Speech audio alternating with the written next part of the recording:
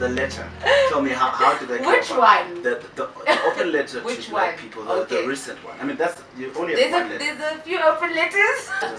The one to the black people, because what led me to that is how you were talking about who are you through Wena. Exactly. So, and I read the letter. What exactly? Where did that come from? You know, I mean, I even say there in that first statement, I say we don't know our languages, which is where our culture and tradition is stored, our idioms. You know, a lot of African culture is built on sayings. That's how we teach our children and educate them.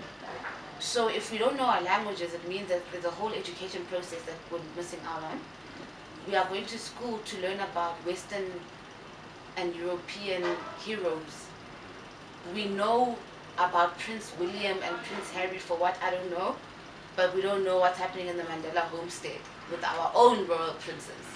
Because it's not a special thing to be a prince that happens uniquely in Europe. We also have princes. We don't, even the way that we present ourselves. Africans have got their own sense of fashion.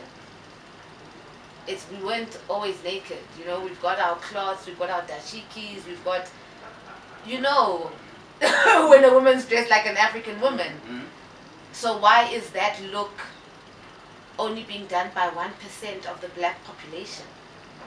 When someone has something that you want, you speak down to it. You act as if it's not such a big deal what they've got.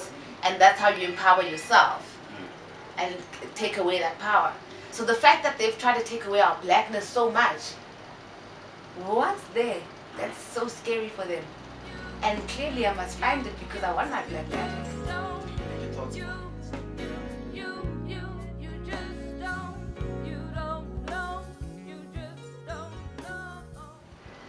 I think that firstly we're ready for women leadership. We need a feminine energy. And I think that women should stop letting men put them up against each other.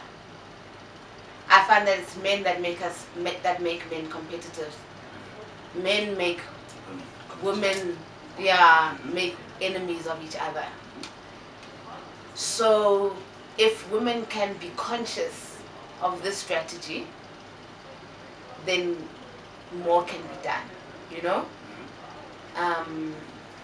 It's just, you see it at work all the time. You see a new girl in the industry come up, then they're like, yo, but there is, you know, we saw it with Minnie and Bonang, then we saw it with Winnie and Boiti.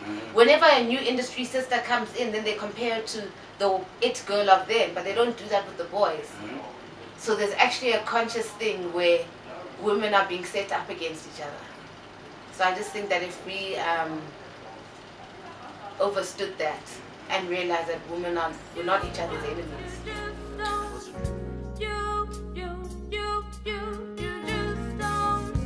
My dream for myself?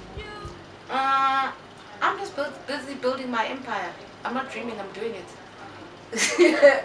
I'm not dreaming, I'm doing my dream. And the legacy that you want to leave? The legacy I want to leave behind is one of a woman who worked hard, but not for herself, for her community.